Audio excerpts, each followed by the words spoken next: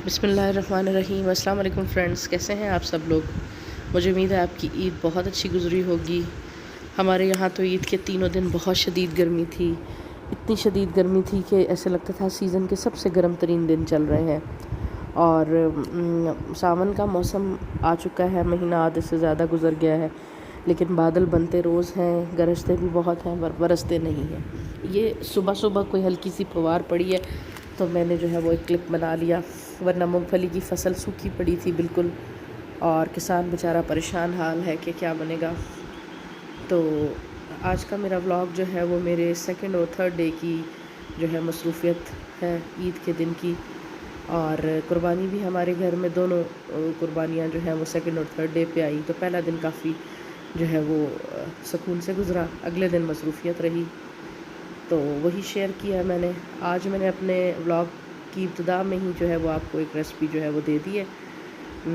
ये है लबे शीरीन की रेसिपी, और ये मैं मीठा बना रही थी। मेरे घर में मेरी तीनों नंदें और उनके बच्चे जो हैं वो आए हुए थे, तो मैं मीठा बना रही थी लबे शीरीन।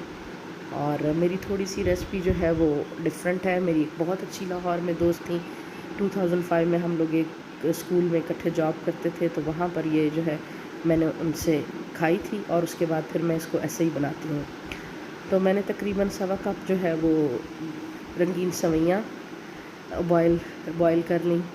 उसके बाद 3 लीटर दूध में से मैंने थोड़ा सा जो है वो कॉर्न फ्लावर के लिए मैंने निकाल लिया, और ये सवा कप जो है वो इसमें चीनी जा रही है, और कुछ इलायचियाँ शामिल की हैं, और अभी मैं कॉर्नफ्लावर जो है कॉर्नफ्लावर शामिल करने लगी हूँ। कस्टर्ड की तरह का ही इसका भी रेशो है, जैसे आधा किलो दूध में 2 चम्मच कस्टर्ड पड़ता है, बिल्कुल इसी तरह से कॉर्नफ्लावर भी जो है वो इतना ही पड़ेगा। तो ये मैं खोल के इसको रख रही हूँ साथ साथ। और गर्म दूध में जो है मैंने 2 कप कटे हुए सेब जो हैं वो शामिल किए हैं, क्योंकि सेब ज़रा थोड़े सख्त होते हैं तो दूध में पकने से वो गल जाते हैं और बहुत मज़े का जो है वो जायका उनका आ जाता है।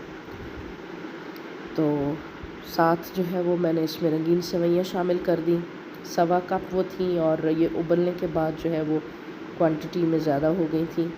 और हाथों से थोड़ी सी तोड़ लें, क्योंकि वो ठंडी होने के बाद ज़रा इकट्ठी हो जाती हैं। तो ये डाल के मैंने इनको थोड़ी देर और पकाया, 5-7 मिनट। दूध भी उसमें जो है वो थोड़ा गाढ़ा हो जाता है इसी दौरान में। और फिर जो है इसमें कॉर्नफ्लावर जो है वो शामिल करना है, और मैं वो रिकॉर्डिंग नहीं कर सकी क्योंकि मेरे दोनों हाथ बिज़ी थे। एक हाथ से चम्मच चला रही थी, एक हाथ से कॉर्नफ्लावर जो है वो मैं घोल डाल रही थी। तो ये जी गाढ़ा कस्टर्ड नुमा बैटर तैयार हो गया है। कस्टर्ड नहीं है, कस्टर्ड नुमा है। तो अब इसमें लाल शरबत शामिल कर रही हूँ मैं। अपनी मर्ज़ी से कोई सा भी लाल शरबत शामिल किया जा सकता है। 1/4 कप है मेरे पास ये, और इसमें से 1 चम्मच जो है वो मैंने बचा लिया था, क्योंकि जो मुझे रंग इसका चाहिए था, पिंक, खूबसूरत सा पिंक कलर, वो जब मतलूबा कलर आ गया तो फिर मैंने हाथ रोक दिया था लाल शरबत डालने का। और लाल शरबत की अपनी खुशबू और जायका जो इसमें आता है ना, बहुत मज़े का आता है। कस्टर्ड में वो चीज़ नहीं आती है। मैंने कस्टर्ड के साथ एक दफ़ा बनाई है, लेकिन उसके बाद फिर मैंने उसको कभी नहीं ट्राई किया। हमेशा मैं कॉर्नफ्लावर से बनाती हूँ और इसी तरह लाल शरबत से बनाती हूँ। तो ये जी कुर्बानी का गोश्त हमारे घर में पहला जो है वो आ गया। मेरी मदर इन लॉ और फादर इन लॉ का जो हिस्सा था कुर्बानी का वो आ गया। और अब 2 पैकेट्स क्रीम इसमें ऐड होने लगी है। 200 ml का एक पैकेट है, और इसको रूम टेम्परेचर पे अच्छी तरह ठंडा मैंने कर लिया था।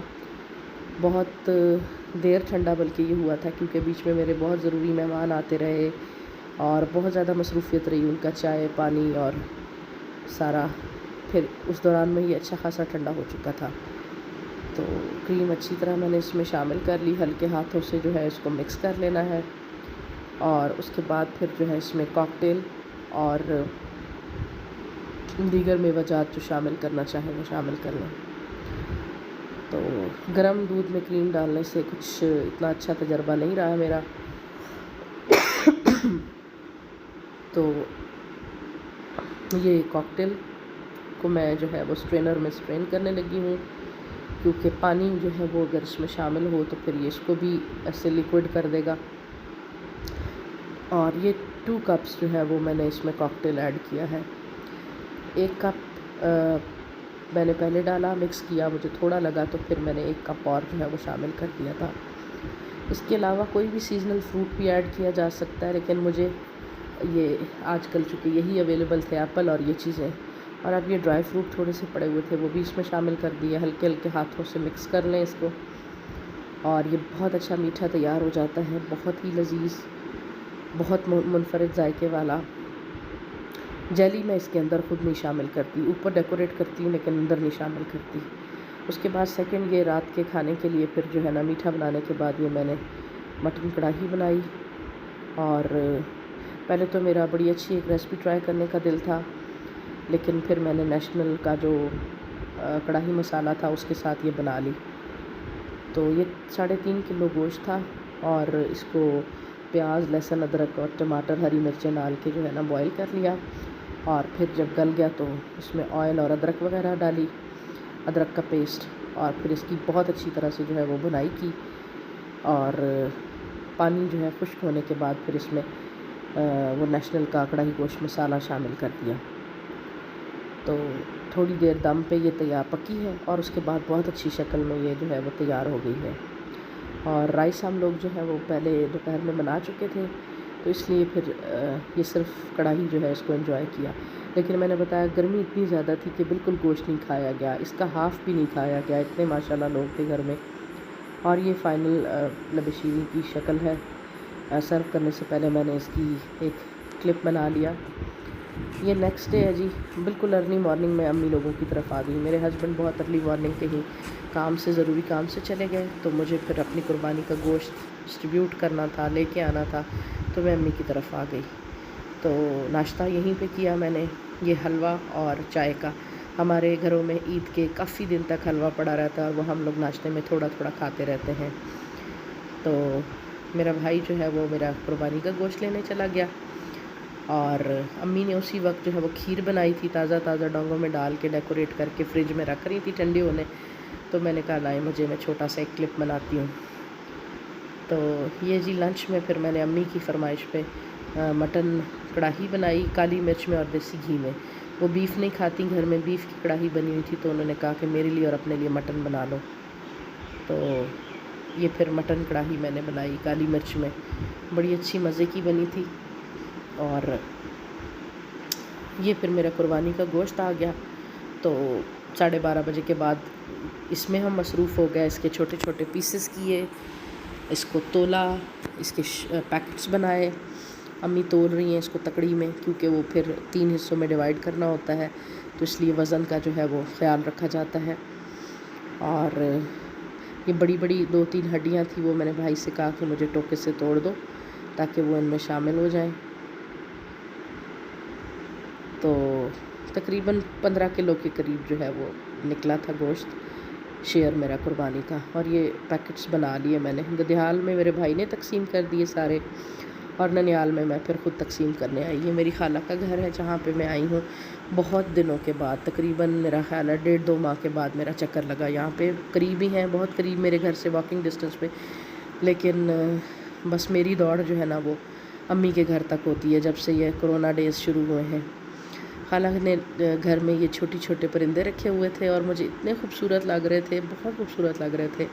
मैंने इनकी जो है वो वीडियो बना ली एक, और इनके कलर्स इतने खूबसूरत और अट्रैक्टिव थे, और इनकी आवाज़ें इतनी खूबसूरत थी, तो बहुत अच्छा लग रहा था ये बर्ड्स। मेरा भी दिल कर रहा था कि मैं भी इस तरह का एक पिंजरा लूँ और छोटे छोटे परिंदे रखूँ।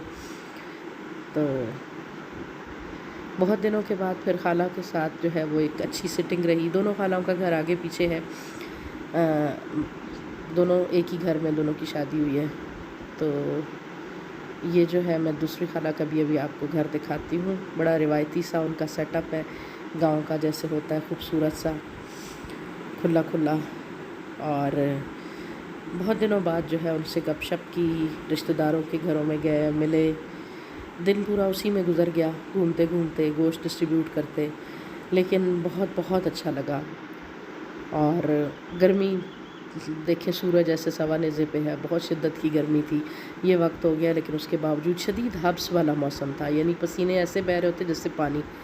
और ये मगरिब के से कुछ पहले खाला जो है वो रोटियां तंदूर पे लगा रही थी। उन्होंने भी कढ़ाई बनाई हुई थी। चावल मेरे कहने पे मना हो गई वो कि नहीं बनाने, क्योंकि मैंने कहा मैं खा चुकी हूँ कल। तो फिर रोटी तंदूर की और साथ में बड़े अच्छी मज़े की बनी हुई कढ़ाई से उन्होंने मेरी तवाज़ा की और बहुत अच्छा लगा बड़े दिनों के बाद फुर्सत से खाला के घर में इतना टाइम स्पेंड करना। और रात में फिर जब मैं वापस जा रही थी तो आंधी शुरू हो गई, लेकिन बारिश फिर भी नहीं बरसी। तो ये जी मेरी सारी रूटीन है। आपको पसंद आई होगी। व्लॉग अच्छा लगे तो कमेंट ज़रूर कीजिएगा, अपनी दुआ में याद रखिएगा। इजाज़त दीजिए, अल्लाह हाफ़िज़।